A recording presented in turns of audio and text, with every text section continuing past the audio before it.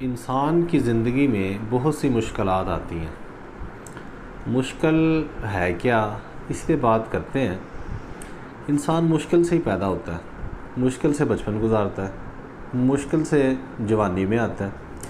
اب مشکل کا تعلق بعض اوقات وقت کے ساتھ بھی ہوتا ہے کہ 1 سال کے بچے کے لیے چلنا مشکل ہے، 2 سال کے بچے کے لیے چلنا آسان ہے۔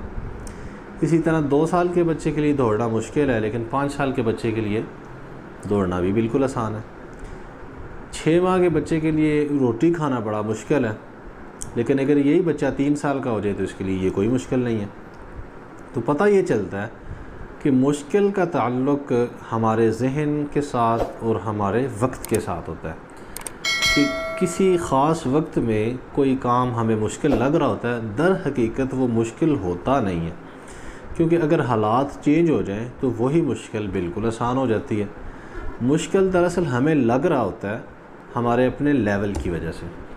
جوانی میں بھی انسان کو بہت زیادہ مشکلیں آتی ہیں، انسان مشکلات میں ہی گرا رہتا ہے، اسے سمجھ نہیں آ رہی ہوتی کہ وہ کیا کرے اور کیا نہ کرے، ہر کام میں مشکل ہوتی ہے۔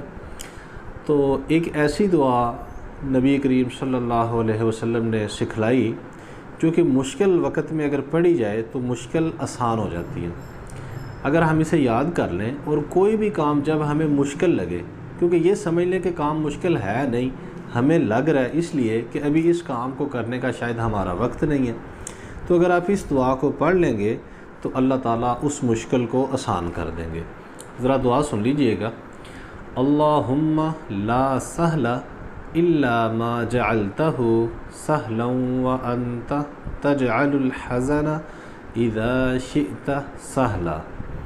یہ دعا آپ یاد کر لیں، اسے جب بھی کوئی پرابلم فیل ہو، کوئی کام آپ کو مشکل لگے، کوئی بات آپ کو مشکل لگے، کوئی بھی مشکل پیش آ جائے تو اس موقع پہ یہ دعا پڑھ لیں تو انشاءاللہ اللہ تعالیٰ آپ کی اس مشکل کو ضرور آسان کر دیں گے۔